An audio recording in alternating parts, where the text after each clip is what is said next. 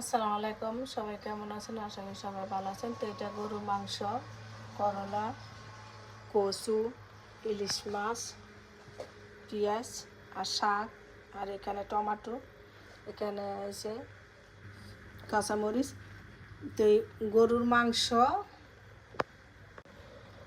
মাংস আর শাক এটা হচ্ছে আমার ছেলে মেয়ের জন্য, আর আমাদের জন্য হচ্ছে কচু তরকারি আর করলা ভাজি, আর এখানে দুইটা ইলশা মাছ ভুনা করবো আমার ছেলের জন্য। তো আজকে দুপুরের জন্য এই পর্যন্তই। তো ইলশা মাছ দিয়ে কচু তরকারি দিয়ে রান্না করবো। সব গুছা নিয়েছি, 11:30 বাজে, এখন রান্না বসামো। তো আমি রান্নার স্যাম্পলটা দেখাইলাম আজকে দুপুরে কী কী রান্না করবো। তো এটা মার্কেটের প্যাকেটের শাক,